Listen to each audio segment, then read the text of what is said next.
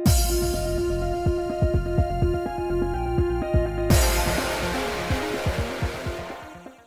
guys, it's Spaces Sims, and we are back with more Virche Evermore. And this time we are going to start Lucas's route because that is the recommended order. Mathis, then Lucas. We did Mathis last time, and all the bad endings for the common route. So I have loaded up save file 3, which is where we start, and then we are going to go out into the garden, and we've technically already seen this scene, so I am going to let it skip. So we're going out, and this is where Mathis and Cyan are learning to science teaching Mathis, and then Lucas is there just pretending he's pretty and not someone who can crack a fucking rib by poking someone. And not... What were we going? Bordeaux? Is that where we're going? Guys, I don't remember. You know, we spent all this time saying everything wrong and then me trying to relearn it properly. Some things were going to stay wrong still because we know we've had this conversation. And then now I'm like, and the things I was going to change, I don't fucking remember because, to be fair, it's only been like a week or so. Not really sure, but it's been a rough time, okay? I can't keep my head on straight with anything, so. Anyway, so this is all the same, and then we go to the character select.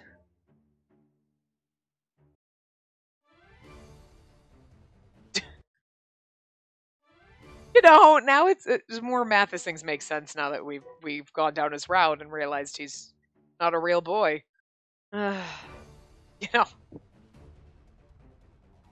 Like, oh god. God, this game really is fucked up, isn't it? Jesus. You know what?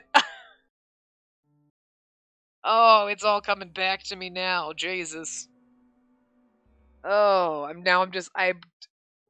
shit about Mathis's route is just circling back and smacking me in the face. Like, don't you remember? Yeah, you know?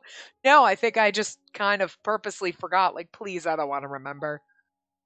Oh, good God. Oh. There's our beautiful emo boy. He's just so dramatic.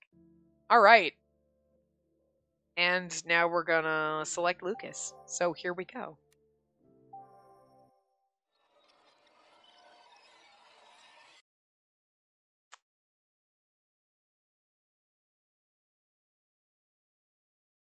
I'm assuming...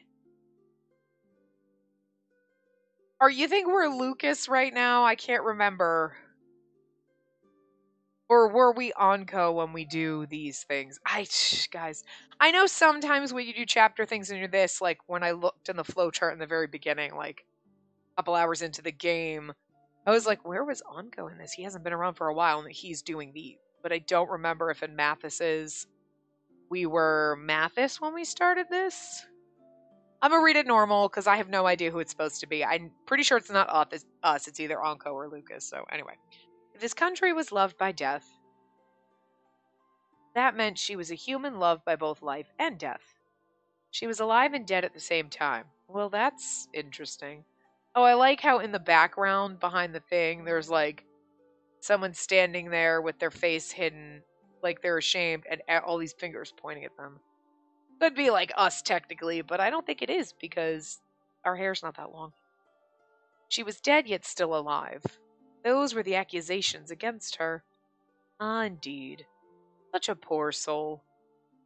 I mean, it's definitely Onco or Lucas. I can't remember how these go.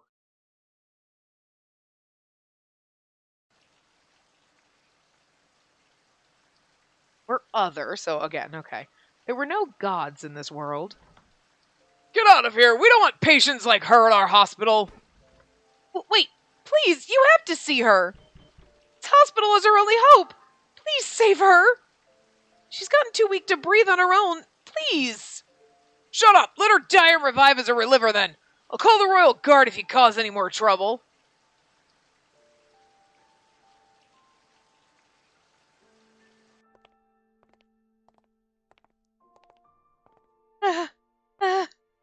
Slowly, ever so slowly.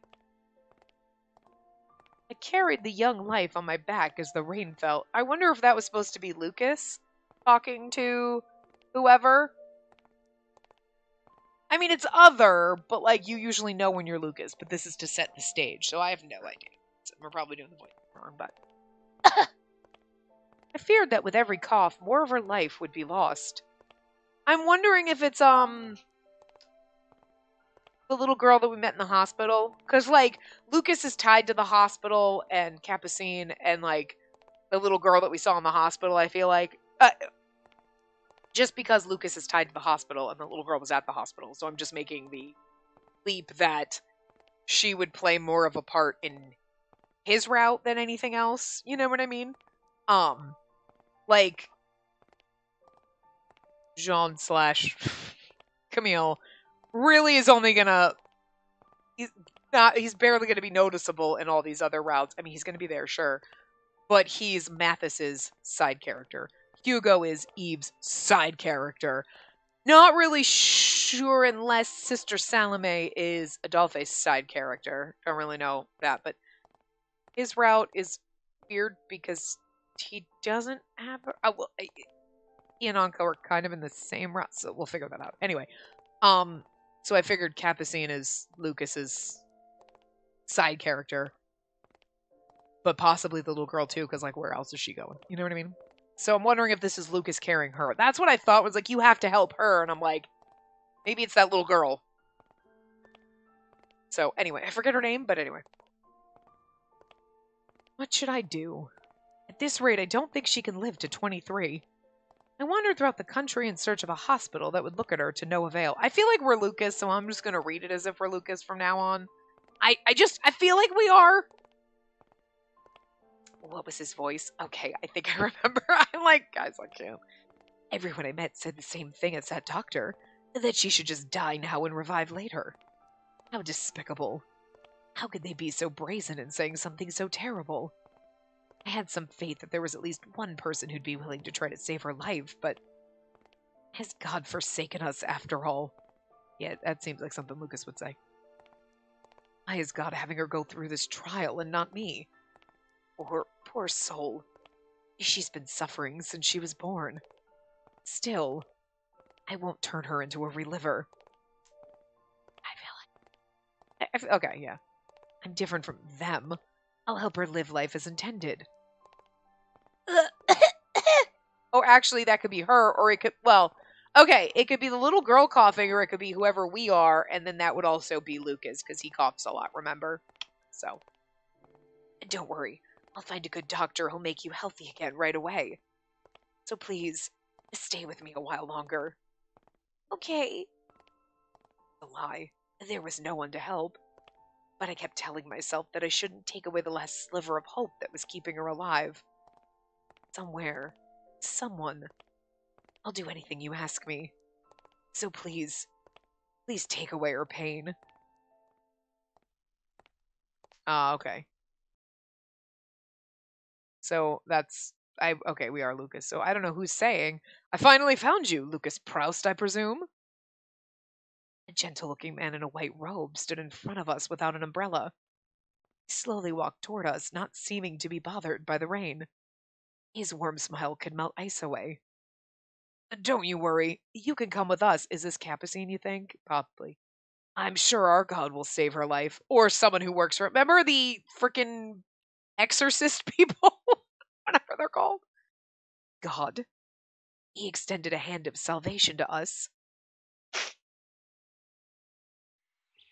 Can you please confirm that you've received everything that was ordered? New bed sheets, gardening supplies, new textbooks for the children. Yes, it looks like everything's here. Thank you very much for bringing it over. Here's your payment. Well received. Thank you very much for your purchase. Now, please excuse me. The man mumbled softly and pulled his cart away as he left. The whole transaction felt awkward, but he didn't seem too afraid of me. I guess that means it went well. It still feels weird, considering his reaction might be due to the incident. The fact that I was involved in the pursuit of the mass murderer Bordeaux left a great impact on the people of Coen.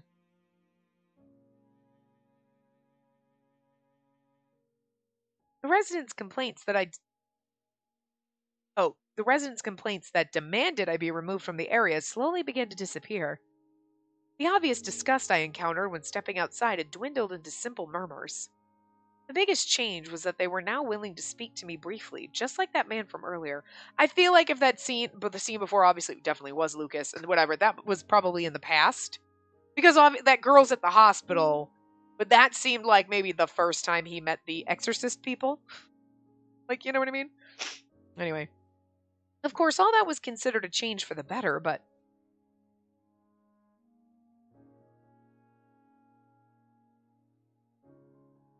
I still get nervous talking to strangers. I consider it a wonderful opportunity for you to come out of your shell. He really is gorgeous. I kind of don't care if he stabs people. Like, listen, I'll take it. One of them's got to be stabby. I'm just saying.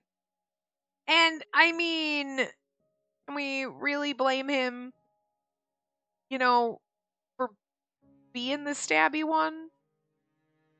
He is Saint Germain. I feel like sometimes looking at the voice actor list is a bad thing, because then when you come across a stabby character and you're like, well, voice actor bias. You know what I'm saying? You like to play the stabby ones. Yeah. Like, oh, look, here's this innocent character that is voiced by someone who was notorious for voicing shady douchebags. Well, I'm automatically going to assume they're shady just by that. And they usually are. They ain't fooling anybody. You know what I'm saying? I'm just saying. If I can't... Look, the poses were one thing. The voice actors, it's like two pieces of a puzzle here, and I feel like there's only two pieces to this puzzle. If Lucas isn't Boro, I'd be fucking surprised. I mean, am I crazy? Did they not paint this picture for us?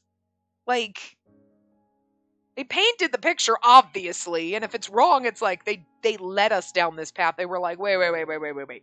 Let's reuse Lucas's poses and also find a VA that plays stabby characters so that the people are like, and then they're wrong, but bamboozled them, those assholes. You know what I mean?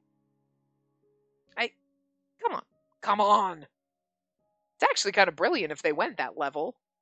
We're like, nah, absolutely not. He's some random dude, but we did this on purpose to fuck with you. Kind of genius. Considering the fact that everything else in this game is going to fuck with us, so just throw an extra level. Anyway. I brought some freshly brewed tea to Lucas, who had just finished teaching the children. I poured some tea for myself, then sat in the seat across from him. I must say, Lucas looked at me as he savored the tea's aroma and flavor. I never thought we'd be able to enjoy a nice chat over a cup of tea like this. I suppose it was worth living this long. I agree. This was another change in my life, being able to enjoy some tea with my former teacher. Until now, Mother was the one who served him tea as thanks for his lessons. I'd never been a part of the gesture. Well, now we're having tea, but later we're gonna have his babies. Maybe not that level, but hopefully not. You know how I don't like it when they force children on me in games. I hate that. I'm not a breeding factory, so gross. I don't care if Olympia Soiree. The whole purpose is finding a husband to breed with. That's fine. Just I don't want the children part, but the rest of it, the process up and to, whatever. I know technically was just breeding cattle in that, but I didn't have to have a baby. They weren't like, here, now the happy ending is you having a... No. Stop that. Or being pregnant. No. That ruins everything. But I'm just saying. We can practice with Luca. That's where we're going. So I'm okay with that. I always feel lonely when I have to drink tea by myself. So if you don't mind, won't you join me and be my conversation partner? I ended up getting to spend this time enjoying a cup of tea, all thanks to him. I mean, seriously, are you going to complain? Because you get to look at him, he's beautiful. Even if he is stabby. I was a little nervous at first, but as long as we spoke about the children, there was no shortage of topics to talk about. Nowadays, I actually looked forward to spending time with him like this after class. Results aside, I really am glad that I was able to help. After interacting with you and the others, I've been able to take a better look at myself. I'm very happy to see you smile like you are now, but Lucas put down his empty teacup. Miss Spacey, please don't look down upon your old self from before you met Eve and others. Huh? My hand holding the teacup stopped moving. I assumed he was referring to when I used to force a smile on my face when I was around anyone else. If only I could scold myself that back then for doing such a thing. I didn't notice that they blink. I don't know if I've ever noticed that before, but all of us, I think because I'm always reading and then I look up at them and I might go back to reading and I'm looking around as I'm talking instead of staring, and now he's blinking and I don't know if I've ever noticed them blink before. Okay. Well, that's a little odd. I don't know if I've noticed that. Reflection and regret are necessary in life, but in excess they can become poison that corrodes the soul. Feeling sorrow and grief isn't laziness or self-indulgence, but a part of the human experience. All you need is enough time to discover an opportunity to reunite with your true self. He was naturally supportive with me. After finishing his cup of tea, Lucas got up from the chair and walked to my side.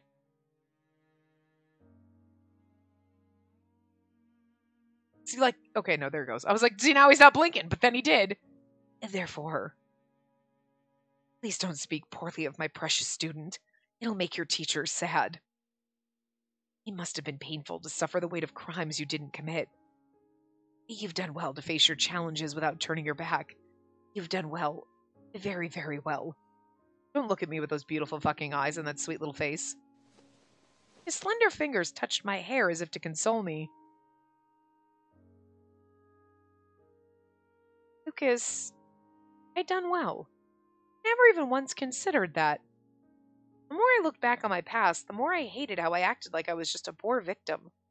But my teacher, he actually praised me, saying that I had done well despite living a life I wasn't fond of. Thank you very much. I felt something hot rising from inside me. Lust. I'm very happy that I could call you my teacher, Lucas.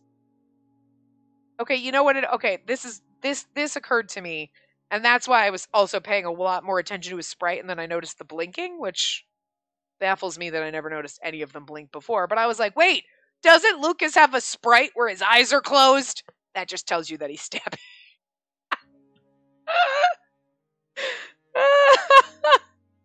It was in the back of my mind, and I was like, it's the Saint Germain effect, right? I was like, I don't know, voice actor stabbing, come on.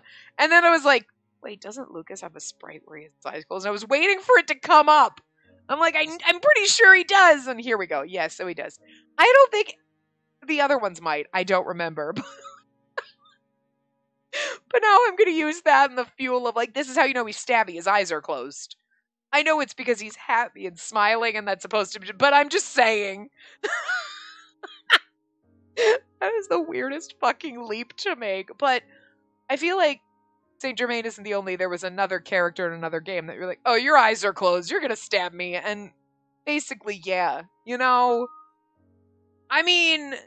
happened twice. And I'm just saying that's odd. So, My, what an honor. That's the finest praise I could get as a teacher. Oh, wow. Okay, now you have crazy eyes.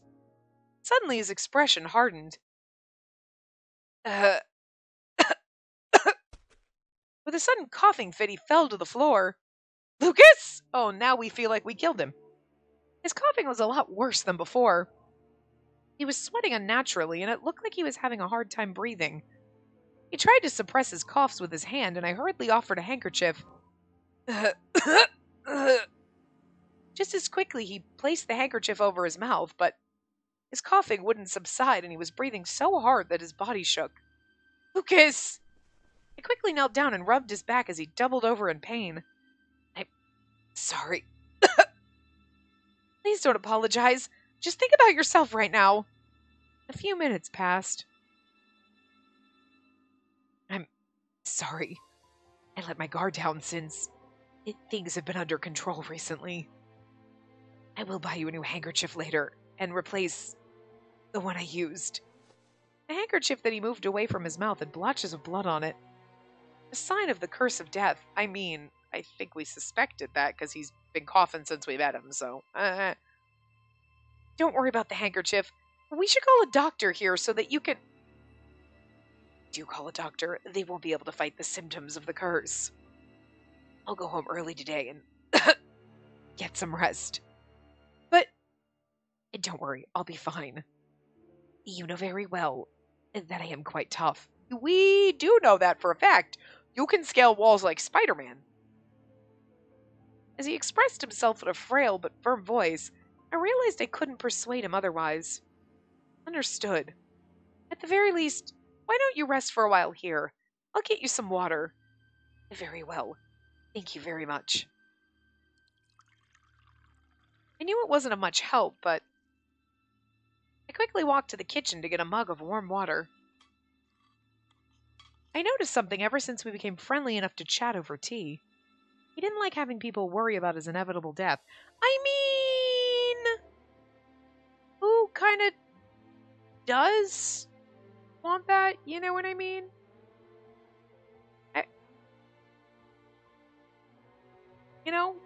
I'm just like, you don't want people to like worrying about your like, could you? I'm worried about your inevitable death.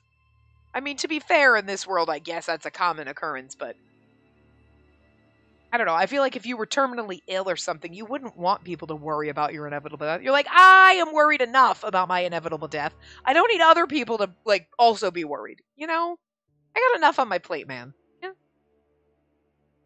He usually acts normal, and we did live together for a short time before without any problems, but we lived together?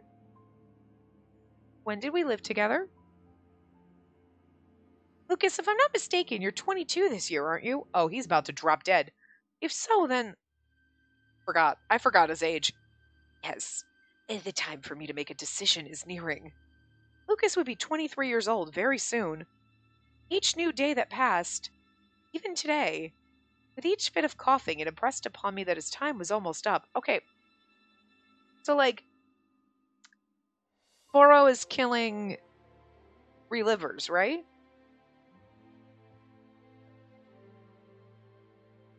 Or killing people that... I can't quite remember. Look at his little handkerchief on the little bottom of his ponytail. I can't quite remember.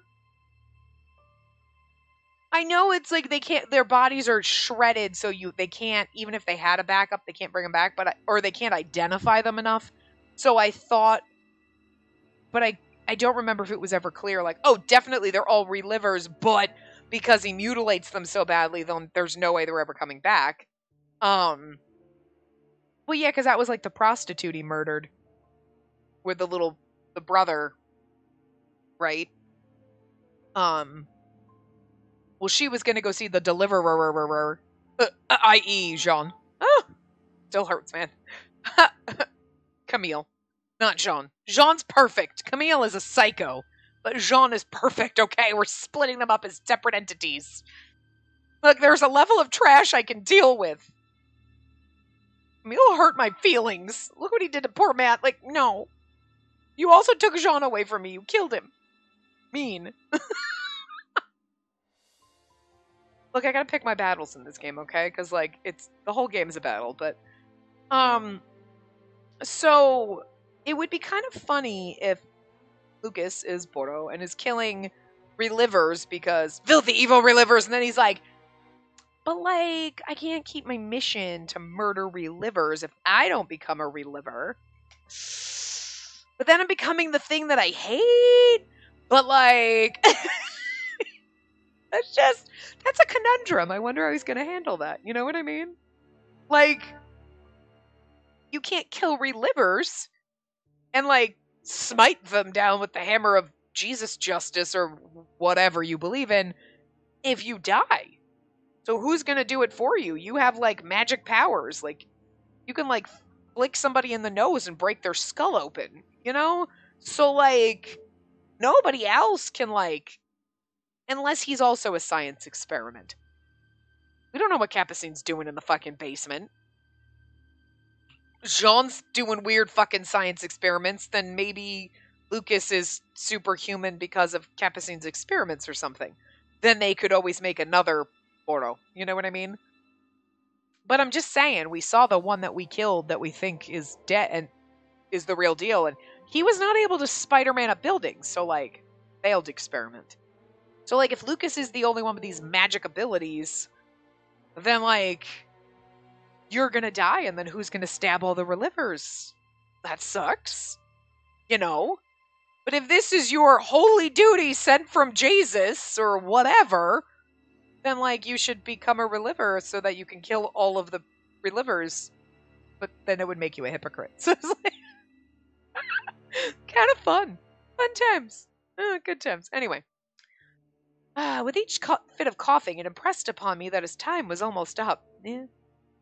Gonna be hard to fulfill your duty sent by God to kill relivers if you're dead. He didn't seem too worried. It must be because he already had everything backed up, but he said the time for me to decide. I wondered how much of the emotions he showed right now would carry over to his clone body. If it was in my power, I'd want Lucas to remain how he was now. A kind and gentle teacher who would stand at the podium again and to teach others. The cup overflowed with water as my mind lingered on his future. After a meal with Mother and the children, with Lucas's approval, I disclosed to Mother what happened to him earlier. I see. It seems our teacher's situation is only getting worse. Even if he is healthy at his core, I wouldn't be surprised if he becomes bedridden very soon. He won't be able to teach here anymore. I knew that it was inevitable, but I couldn't bring myself to accept that it would happen so soon. So soon, he said 23 whole fucking years. I like how the game calls itself out. It's like, I didn't think it would happen so soon. Yeah, I mean, who wrote the rules, game? Like, suddenly. Yikes, what's with the mood in here? What's the big deal? He can keep doing what he's doing as soon as he becomes a reliver, right? Milo gave us his opinion, having overheard our conversation when he came to get some water, and this is where you, like, backhand Milo into a wall, and you're like, shut up, no one asked you, kid. Well, yes, but I was a bit surprised, as this was the first time he was actually talking to me after dinner. It's true that I'm not worried in that respect, but I wonder if there's someone around him who'll care for him until he dies. Not sure. Well, and that's the thing. You keep acting like he's coming back as a reliver, but you don't know that he's made a backup. You're making assumptions. Like, she's like, talking about like, oh, well, I'm sure he's got everything figured out. You know, and then Milo's like, oh, he'll just come back as a reliver. And it's like, I feel like the game's trying to make you feel like, oh, okay, so Lucas probably has a backup. But I don't know. I feel like that's shady that the game's not making like an, oh, maybe, does he? I don't know. It's like trying to lead you into this assumption that he has a backup based on the way everyone's thinking. Because everyone's making the assumption that he has one. I feel like that makes him more of a red flag. Like, I don't know if he does, though. Again, kind of hard to judge people for being relivers if you're one yourself. But that doesn't stop super douchey religious people. Douchey religious people, not normal religious people. There are plenty of good ones. I mean the douchey ones who are like, literally cannot practice what they preach. I'm just saying. You know? So, I mean, listen, Lucas. You'd be like half the people out there who just say one thing and do another. Like, thou shalt not judge, and then absolutely judge everyone. So that's fun. I'm not sure. Now that you mention it, I don't think I've heard about Lucas's family or his personal life before. Neither have I. He always asks about his students, but never talks about himself. I'm getting a little worried now. What if he's living alone? Oh, this is how we fall in love with Lucas. It's like, I'm gonna go take care of him until he dies, and then we think Boro is done killing people because Lucas can't get out of bed. Because we're taking care of him. Whereas before he would have, like, figured it out. Milo, have you heard anything from Lucas? Like, I know anything. Milo just throwing shade at himself. You keep worrying about him, but again, what's the big deal since we know he's just gonna come back to life? We don't know that, Milo, you dumbass. I went out of my way to talk to you, so if you have time to worry about some guy, why don't you think more about us? Hello. Did you say something? Nope. Okay. Why was Milo so grumpy? It seemed it was going to take more time for us to become friends. Anyway, I'll need to take some days off myself, so perhaps I can speak to him then. Thank you. I was sure he was ready for his coming death, but who the hell's ever ready for their coming death? Okay, I mean, there are some people who have had time to prepare, and I guess in this world you are, but I don't know. I feel like there's going to be people even in this that are like, I know it was inevitable and TikTok, but I'm still not ready for it, It doesn't change the fact that he's going to be suffering until that day comes. Although if you're coughing and hacking and you're like, okay, you know what, I'm ready. I just don't want to deal with this anymore. I was a little frustrated that the only thing I could do earlier was rub his back. Mother, Cyan, and Hugo, I wondered if they went through the same thing when they were human. After doing a few chores, I went right into recording the costs for the order that was delivered today when, well, the thing is if they went through the same thing when they were human, but also, don't your reliver bodies also fail after 23 years? And then, yeah, it's not like, it's time to get a new one. Don't they also go through this? So, Cyan's probably gone through this like 6 times. I don't know if they've ever really, they basically like, you don't get to become a reliver and then stay alive forever. You still have to get new backups and new bodies. But they never said if it's like, nah, you just do it every so often, like, like your system upgrades. Got a new version of Windows out, gotta update. Or if your reliver body, since it's human tissue basically, it's not like a robot body, like, will also start hitting this. I don't know if they made it clear. I was under the impression that you go through this basically. Like, all of a sudden you're like 22, or technically 44, and you're like, round 2's happening, hop into a new body. You could probably stop it before, you know what I mean? Like, it's only been 18 years in this body and I'm starting to feel sick. Might as well get a new one, As long as you could afford it. I realized something about our short lifespans that I had paid little attention to before.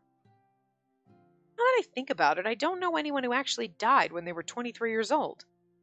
Based on physical age, I assumed Adolphe would be next in line to face the same problems Lucas was facing, but he was so resilient and healthy I didn't recall him ever showing any symptoms. What that could mean was perhaps my ability to spread misfortune was finally settling down to the extent that a natural decline was becoming noticeable. Not that I could be happy about it. Why would you be happy? The little you experience thus far is merely the prologue. The mysterious deaths by suicide, the ruthless murders by force, the slow encroaching death by this land's curse, and other deaths that have yet to be discovered. Not one of them has been resolved. It's like, are you a time traveler? Because I feel like you know shit. Did we like make that guess before? Like, do you know shit? Like, you seem like you know shit, and I don't know if it's just because you spend your time in hell. Like, you know too much about the future. You know what I mean? Are you a Time Lord? Should we call you the Doctor? Like, he's the Watchman? That's such a fucking Time Lord name. Wait a minute. Why did no one point this out? What kind of nerds are you? Someone might have been thinking it, but they didn't want to say it. You know what I mean? Which is valid. I can appreciate that because you don't want to be like, oh, the Watchman, he's a Time Lord, because then, you know what I mean? So, because if that is the case, then you don't want to spoil things. So I get it, okay, but somebody was thinking the Watchman is awful lot like the Doctor. It's a Time Lord name. Someone else had to fucking make that fucking connection there. Like, oh, God. It was what the Watchman of Death said. Of course, I couldn't take what he said at face value. In addition, it wasn't like we knew why those strange deaths happened either. Maybe he does. As for Boro, it still bothered me that we didn't know who the shadow was who poured acid onto him in his final moments, or the fact that it's not really him. If that shadow was somehow involved with both the murders and the suicides, and if those horrible deaths happened again, No amount of reliver technology could keep up with the deaths of so many. Lucas himself might even be murdered after becoming a reliver. Then what Unco said about about resolving those issues made sense. So what could I do? No, could I even do anything about it? Instead of following someone else's plan, this time I need to take action myself. Oh, interesting. Okay. The next day, I walked through the streets of Coen as people continued to stare at me, albeit not with the same suspicion as before. My destination was close to the hospital. Do we even know where Lucas lives? I was at. Oh, it was. Oh, I was at the church that the Corps was using as their base. I did my best to stay quiet as I opened the door. Because it's a giant, creaky ass motherfucking door. You're trying to be quiet, but it's not going to be quiet. I noticed someone in front of the altar. Lucas was there on his knees with his hands clasped in prayer. Yeah.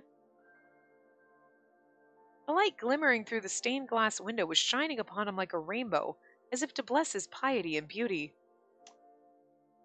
I'm not going to say anything about his eyes being closed there, because, he's praying, so that makes sense. The sight was simply mesmerizing. It was as though I were looking at a beautiful portrait that left me in awe. Game is just going to continue to harp on how beautiful he is. We've seen the sprite, we know. Spacey. He had his back turned to the entrance, but he immediately noticed my entry and stood up to end his prayer. A good day to you. I'm sorry for causing you trouble yesterday. Good day to you, too. I'm sorry if I interrupted your prayer just now. I know you've only rested for one night, but how are you I'm feeling fine. In fact, I was fully recovered as soon as I woke up this morning. That's good to hear, but it doesn't mean I'm not still worried. So please take care of yourself. I was fully healed as soon as I woke up this morning. What kind of shit's going on in the basement of fucking Capucine's hospital is all I'm asking. All right. Yes, I will keep that in mind. I must say, it's quite unusual to see you here. Or rather, is this your first time? What brings you by today? Well, I was looking for you, Lucas. I heard from Mother that you sometimes come to pray around this time. I think I don't notice them blink because as I'm glancing up, as I'm reading and I glance up, I'd never catch them blinking. Or nobody else blinks. I don't understand. Am I crazy? Have they always been blinking, guys? Jesus. I looked to make sure no one else was around before telling him what I had been thinking about. I think we should get married and live together so I can take care of you on your deathbed. Eh? He must have sensed it was something important as he looked at me with interest. I see. Is something private to discuss? Yes. Understood. I give you my word that I won't speak of it to anyone aside from those you permit. It is the duty of a teacher to listen to their students' concerns. Now, what is it? Thank you very much. Let me start with...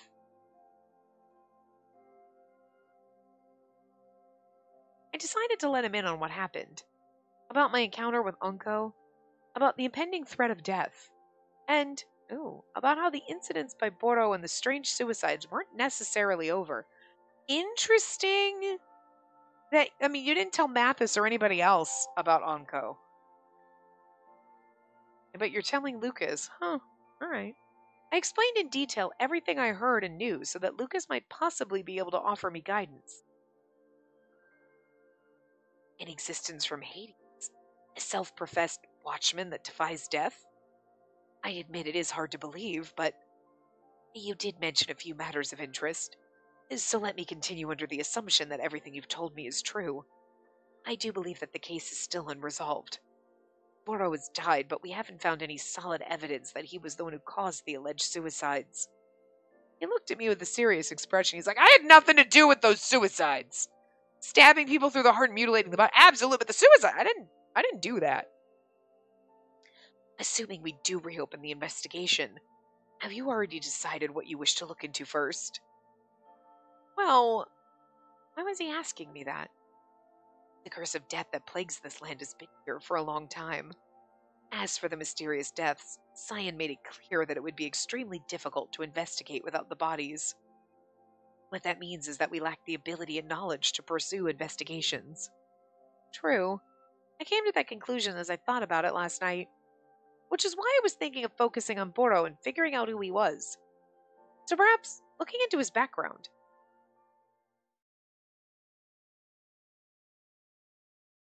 Is he going to start coughing again because his eyes are crazy again? Lucas stopped for a moment at my idea. I didn't expect you to say that. He's like, I mean, cool. Yeah, cool. Internal panic. I'm just saying. Do you mind if I ask what led you to that idea? Well, I initially thought of looking for that shadow I saw above us when Boro was killed. The person who killed him is still alive, so looking into them could potentially put everyone at risk.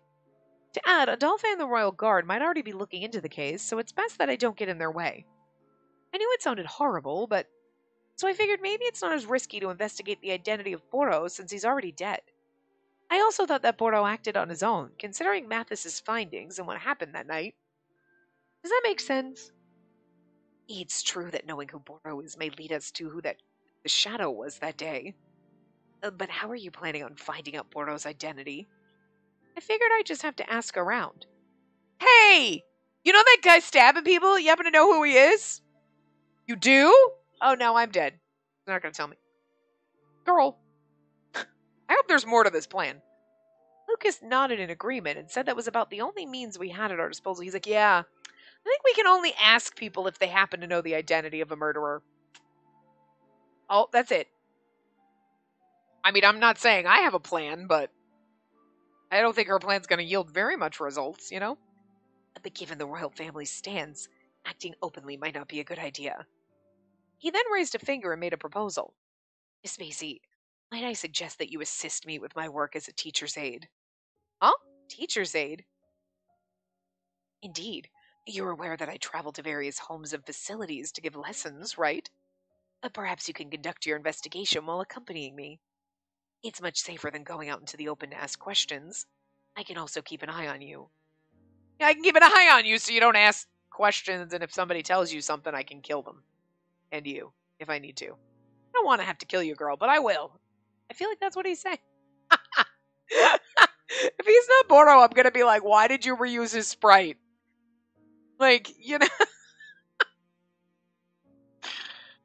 Why did you reuse his sprite, give him a sprite that has closed eyes, and put Daisuke Hirakawa as his voice actor? I'm just saying, if you didn't want me to come to this conclusion, you want me to come to this conclusion, I feel like, whether it's right or wrong. I'm just saying, they wanted me to get here.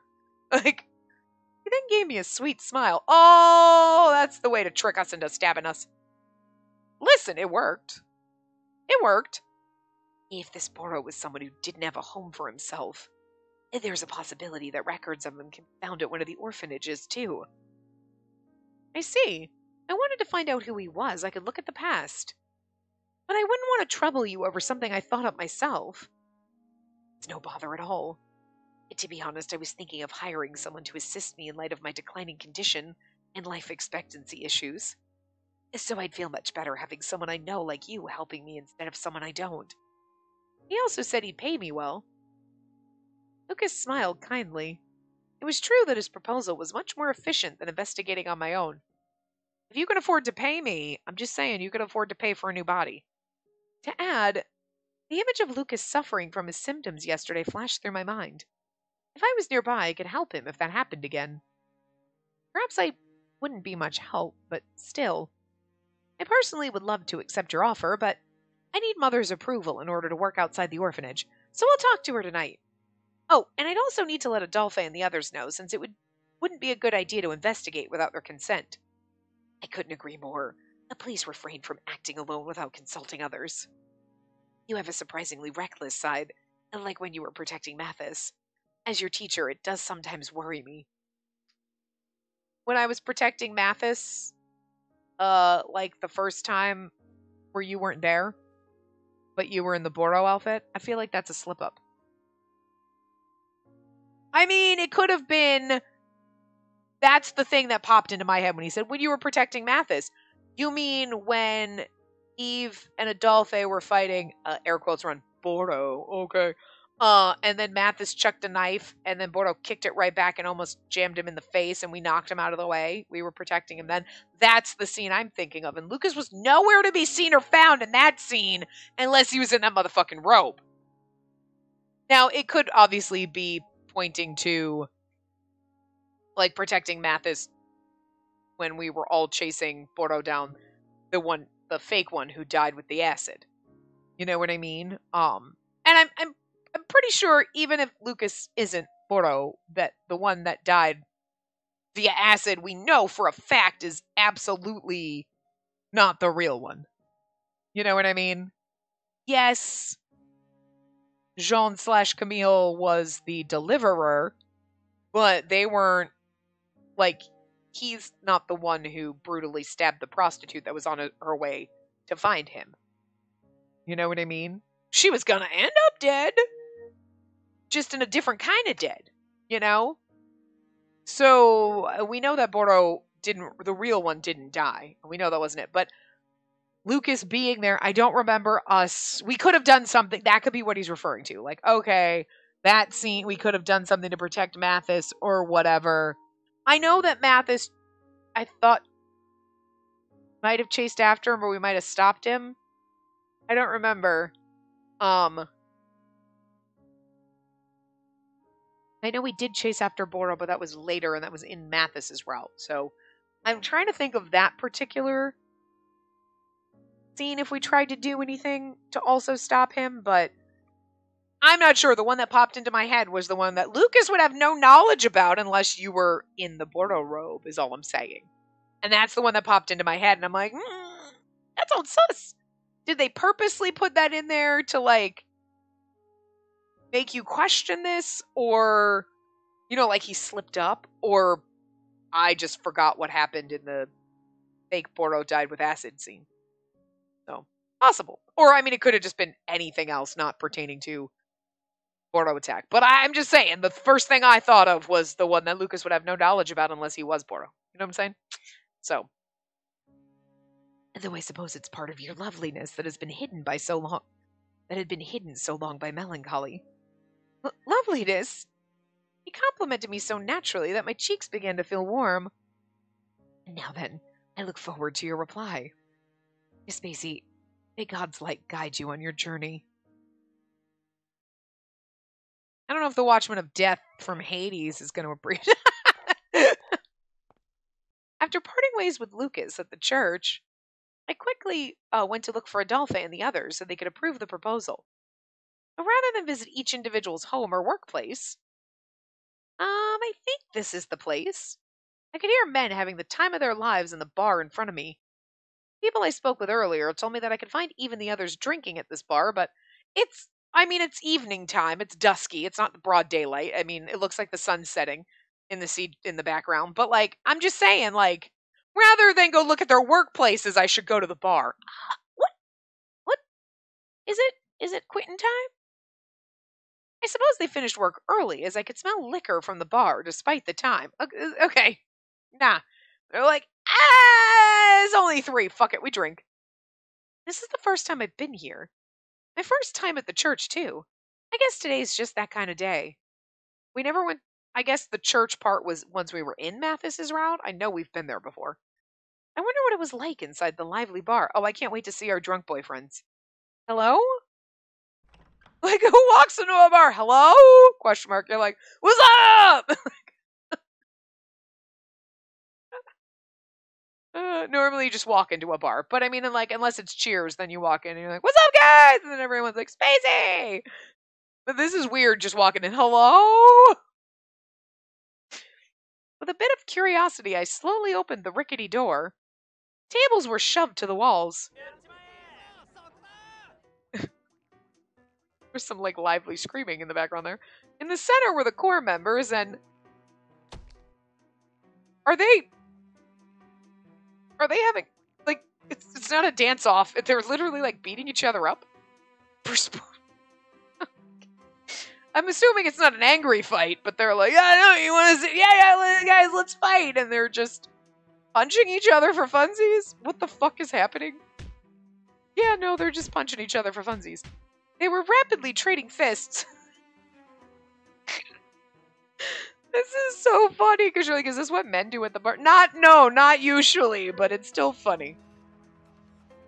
Adolphe looked dead serious. He even looked like he was having fun. I like how they flipped the freaking sprites on the screen so damn fast, it's gonna make you go blind. They're fighting? But I thought Adolphe and Eve were friends. She's totally misunderstanding. You knew it. If they were fighting, why weren't the members of the Corps stopping them? Yeah, leader, give it to him! I put my booze money for tonight on you. Don't let me down, Eve! Rather than stop them, the men were gathered around and enjoying the fight with drinks in hand. I do love that they went for this fucking absurd scenario. So she's like, this is what men do at bars? Really? Like, it's like some weird ass like stereotype. Like every time girls get together, they put on sexy lingerie, have pillow fights, giggle, and make out. Because that's what we do at slumber parties. You know what I mean? You're like, no, that's not at all what happens. It's more like we're wearing frumpy fucking onesies, you know, footy pajamas if we're lucky and we have them, and we're just shoving pizza in our face. Like it's going out of style and we're starving. Whether we've eaten 3 slices or 4, we're just still shoveling it in. You know, and dudes are not beating each other. Well, they might beat each other up, but they highly doubt they're doing this most of the time. Unless you're actually angry at each other and you get into a bar fight. But most of the time, they're not doing this shit. But I love how fucking absurd this is. Oh, good God. Now that I looked more closely, I noticed the bartender wasn't bothered either. On the contrary, he was having fun. The crowd looked on as they continued to fight. This is fucking funny. I was stunned as I watched the unusual sight unfolding before my eyes when Adolphe quickly grabbed Eve's arm just as he swang and pulled his body closer. I thought I clicked that. Okay, so no, Eve's blinking too. When did they start blinking? Why haven't I ever noticed this? Maybe I did and I just forgot, so now it's just unnerving. I don't know. I'm not saying I mind it, but it's just one of those like, were they always doing this? What happened? Brace yourself. Oh, hello! He quickly hooked his leg around Eve's. Adolphe then lifted him up easily as if he was going to lug him onto his back. He bent slightly and launched Eve forward, mercilessly slamming him onto the open floor. The bar went wild. Yeah, our leader won! Everyone who bet on Eve, throw all your food and drinks into the table here! Damn it, my food! And here I thought Eve was gonna win since he won last time. Man, they do know how to put on a show. Gotta hand it to our previous boss for training them. Hey, don't bring that up now. You're gonna scare Eve. Hey, you still alive, Eve? Yeah, I'm alive, but shoot, I lost again. This makes it 52 wins and 68 losses. My record's getting worse. Boys are so stupid. And you have to fix that habit of yours where you charge in as soon as you see an opening, even if it's a trap. Oh, I did that again. If the old boss saw that, I'd have been yelled at to death. Stop. I don't want to dream about... Huh? As Adolphe sighed and looked away... Spacey... Sorry to bother you all when you're having so much fun. She's like, boys are weird. Oh, Adolphe's so beautiful. Adolphe, do you mind if I talk to you for a moment? Our eyes met as I stood near the entrance of the bar. I'm here to confess my love. Until Cyan shows up, and then I'm going to confess my love to him. But, like... Listen! They knew what they were doing in this game. They could have, like, done an art style where you're like, it's not my favorite, and I'm not into any of the guys so that I wouldn't be as traumatized. But no, they're like, let's make them all goddamn beautiful so that, like, when horrible shit happens, it feels worse. Yeah. Fuck you, game. Rude. Because, like, it hurts more that they're so goddamn beautiful. And I'm like, God, the art's pretty, and they're all so freaking hot. And, like, Mathis isn't really my type, but he's still lovely. He's sweet and adorable and precious. And I still don't want bad things to happen to him. You know? Why are you going to tug at my heart like this? Anyway. Sorry to surprise you there. That was just us having some fun. We usually have our two aces duke it out so we can bet our food and booze to liven up the mood. Usually. This is a regular occurrence. Crazy. I'd rather not do this, you know. What a relief. For a second I thought you two were serious. Eve, is your back okay? That sounded terrible. I'm fine. I did brace myself for the impact, and Adolphe wasn't too serious either. It's still frustrating that I lost, though. It's like Adolphe keeps getting stronger every time I face him. I thought you'd be losing your touch from the curse, considering your age, Adolphe. I could be an exception, right? Even Lucas is still working without a problem. Well... Sorry, I sneezed coming out of nowhere. Well, I guess so. He really is tough, to say the least. Broke my fucking rib. You better win next time, Eve. I always put my money on you thinking it'll be you each time, you know? Thanks to you, my booze is gone. Just bet on Adolphe next time, then. Adolphe frowned as if to ask why Eve would want to go through that again. From the looks of it, it seemed that Adolphe wasn't participating in the fun too willingly. Adolphe doesn't like standing out. Still, judging by the good relationship he had with them, it must mean they were getting along. So what's up, Spacey? I doubt you came here for a drink. Well, there's something I wanted to discuss with you. The four of us sat at the table at the very end of the bar. We had our discussion with the clamor of the core having fun as they drank more and more. So you want to check on Boro while helping Lucas? I never expected to hear you, of all people, wanting to go back to the investigation. Yeah, I'm a little surprised myself. You don't agree? I'm fine with you working outside, but as for getting involved with the incident again... Hey, loosen up. No need to be so protective, big brother. Hugo's eyes just fucking... They're just so piercing. Heck, we've been secretly checking on Bordeaux and the suicides too, especially since we're not convinced ourselves. Hugo. Upon hearing Adolphe's reprimanding tone, Hugo shrugged. So the Corps were continuing the investigation? Yeah, I mean, we do need solid proof if what happened was all because of Bordeaux. We were asking around checking the food that was distributed at the marsh to see if we could tie that into how many fell victim. Also to check on that shadow from before. Yeah, but to be honest, we don't have any leads, so it's not like we've gotten too far. I guess that there's still a long way to go, especially since the suspect died.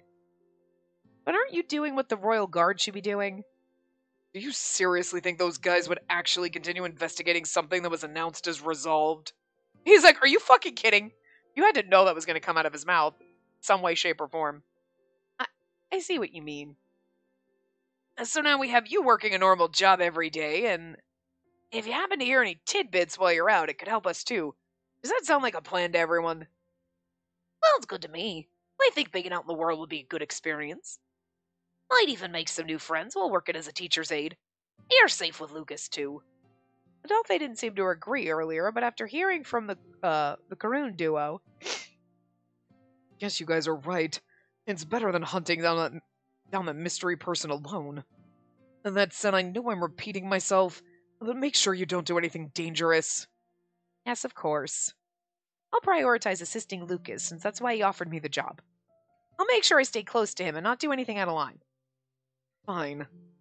The mood loosened up at the final verdict. Like, look, Adolphe's the childhood friend kind of love interest, so he is protective, but I feel like, again, this is one of those samples where, like, he's like, don't do anything stupid. He's like, I have to remind you, don't be dumb. And you're like, I know, I won't do anything dumb. He's like, all right, I guess. He's like, he's so fine about it. Like, he's still giving you the protective childhood friend type of, like, sibling brother kind of thing without being like, oh my god, no, if you go out in the sun, you're gonna die and get cancer. I need to slather you with SPF. Are you okay, you delicate flower? You're like, dude, I just touched a doorknob. What the fuck? You know what I mean? Like, he's not wrong in any way, shape, or form. So, like, it kind of occurred to me in the back of my mind, like, I don't want to say overprotective. He's protective in a very normal way. But usually his character trope would be like, psycho making me want to punch them so fucking hard for being raging douchebags. Like, oh, for fuck's sake. Like, oh my god, are you okay? Do you want me to breathe for you? You might hurt your lungs if you breathe too hard. I mean, especially in this game. But you know what I mean? He's a normal level of protective. Everyone else is like, yeah, it's good to get out. And he's like, just please don't do anything stupid. And you're like, all right, I won't do anything stupid. He's like, okay, I guess. Like he trusts you, but he's still worried, and it's very normal, not like crazy. So I appreciate that. Because, like, God, I usually hate the childhood friend routes, but we've had some that have been done well, and he seems to be one of those, and I appreciate this. So, anyway, the mood loosened up at the final verdict. Hugo leaned his weight against the back of his chair and laughed heartily. Working as a teacher's aide, something even we don't get very often, so you might as well enjoy the ride. Our teacher's health is a concern too, so if you need any extra hands, make sure to call Karoon for help. Right, I'll definitely let you know. Alright, well anyway, perfect place to stop. So, we're going into the orphanage. I was like, what the hell is this building? My brain broke. Anyway, so I will see you guys next time. Remember to give the video a big thumbs up and subscribe to see more.